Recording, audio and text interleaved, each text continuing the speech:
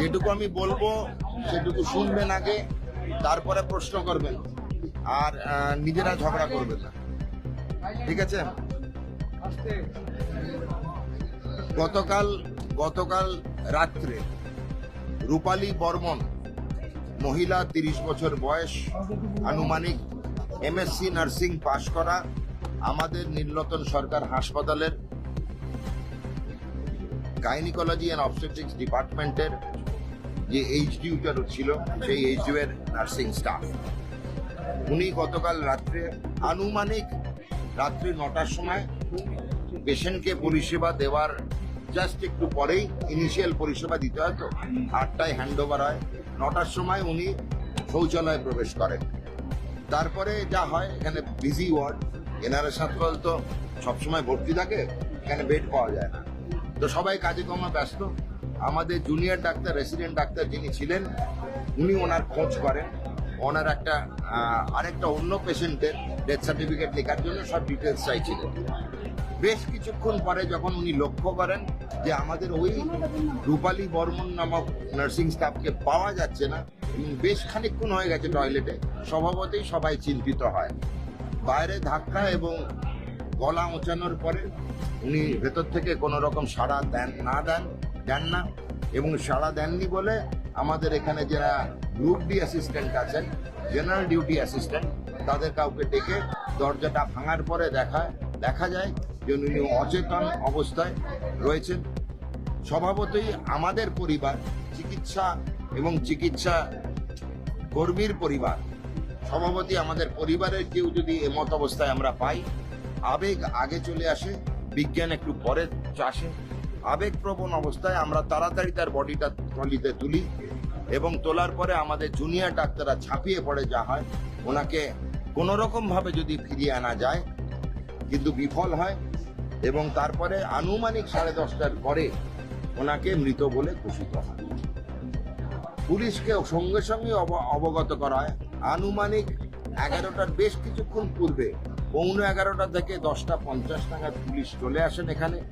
আমরা পরবর্তী যা সবকিছু পুলিশের হাতে আমরা তুলে দিই। প্রাথমিকভাবে জানা গেছে কি উনি আত্মহত্যা করেছেন? আমরা অনুমানে চলি না, বিজ্ঞানে চলি। অনুমানের কোনো জায়গা নেই। দয়া করে সংবাদ মাধ্যম কোনো অনুমানের অবকাশ রাখবেন না।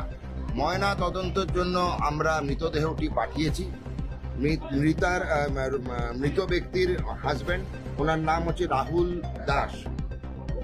উনি থাকতেন দমদম ক্যান্টনমেন্ট এরিয়ায়, বিবাহিত সিস্টার, ওনার হাজবেন্ড বা স্বামীর নাম রাহুল দাস। ওনারা কলকাতা শহরে দমদম ক্যান্টনমেন্ট এরিয়ায় থাকতেন। আর আমাদের নার্সিং স্টাফ, ওনার অরিজিনাল বাড়ি হচ্ছে সাউথ খন্দা, প্রতাপদিঘি থানা, পটাশপুর, পূর্ব মেদিনীপুর। দু জায়গাতেই আমরা খবর পাঠাই তৎক্ষণাৎ। হাজব্যান্ড চলে আসেন আনুমানিক 11টার পরে। ওনাকে পুরো জিনিসটাই অবগত করা হয়েছে, আমরা যা দেখেছি করেছি।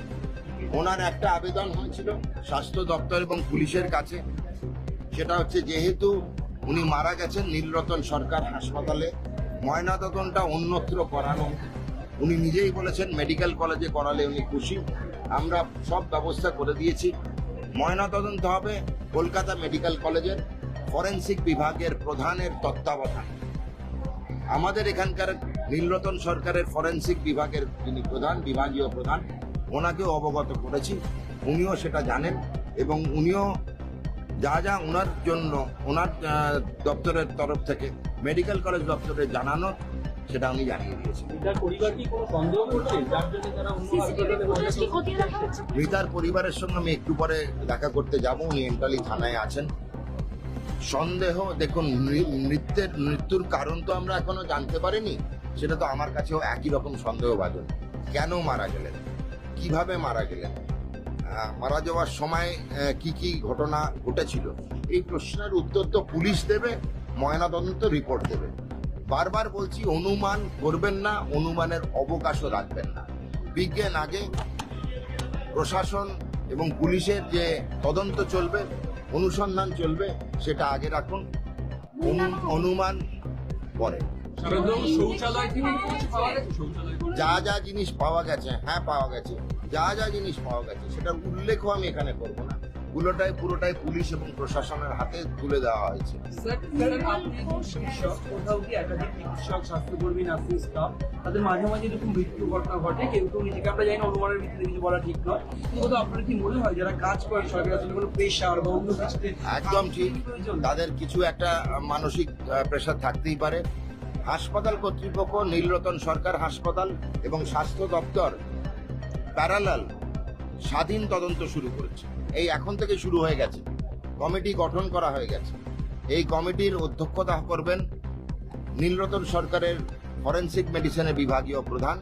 কমিটিতে থাকবেন প্রিন্সিপাল মহাশয়, এমএসবিপি মহাশয়, আমাদের নার্সিং সুপারিনটেন্ডেন্ট মহাশয়া, সাইকিয়াট্রির বিভাগীয় প্রধান, আমাদের সাফাই কর্মচারীদের বিভাগীয় প্রধান, আমাদের সুরক্ষা কর্মচারীদের বিভাগীয় প্রধান।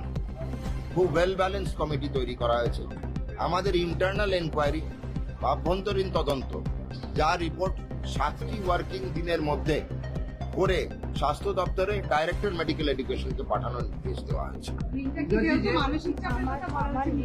মানসিক চাপের কথা আমি বলিনি, মুখে তুলে দিতে পারবেন না। আজকের এই সময়টা একটু নির্মল ঘোষের প্রশ্নটা না করলেই নয়। সাংবাদিকরা সাংবাদিকই থেকে যাবে। একটা মৃত্যুর ব্যাপারে আমরা আলোচনা করছি, তাও বললাম যে পুলিশ এবং প্রশাসনকে সাধুবাদ জানাই। নির্মল ঘোষ, আমি একটু দুঃখিত এতদিন খুলেআম ঘুরে বেড়াচ্ছিল কেন। আমার মনে হয় আজকে এই জায়গায় দাঁড়িয়ে আমাদের একজন স্বাস্থ্যকর্মী মারা গেছেন, সেই ব্যাপারেই আমি যেটুকু মন্তব্য করার করব। আমাদের মন ভারাক্রান্ত, আমাদের পরিবার, স্বাস্থ্য পরিবার আমাদের পরিবার, এই আমাদের মেয়ে মারা গেছেন আজকে। তো আমাদের মনে হয় আজকের সবাই ভারাক্রান্ত, আমরা ভালো মনে আসিনি। মাননীয় মুখ্যমন্ত্রী শ্রী শুভেন্দু অধিকারী মহাশয় আমাকে ইমিডিয়েট ডিরেকশন দিয়েছে যা যা করণীয় করতে, বাড়ির লোকের সঙ্গে দেখা করতে, এবং মাননীয় মুখ্যমন্ত্রী শুভেন্দু অধিকারী মহাশয়ের নির্দেশ অনুযায়ী আমি এখন যাব এন্টালি থানায়, যে মৃত সিস্টার, নার্সিং স্টাফ, তার হাজব্যান্ডের সঙ্গে, স্বামীর সঙ্গে কথাবার্তা বলবো, সাক্ষাৎ করব। প্রশাসনের তরফ থেকে যা যা সহযোগিতা দরকার মুখ্যমন্ত্রী জানিয়েছেন আমাকে, সব সহযোগিতা করা হবে। মাননীয় মুখ্যমন্ত্রীর নির্দেশ অনুযায়ী আমি ওনার স্বামীর কাছে এই বার্তা পৌঁছে দেব যে আমাদের তরফ থেকে যা সহযোগিতা চাইছেন, যা যা করণীয় সব করা হবে। Thank you so much.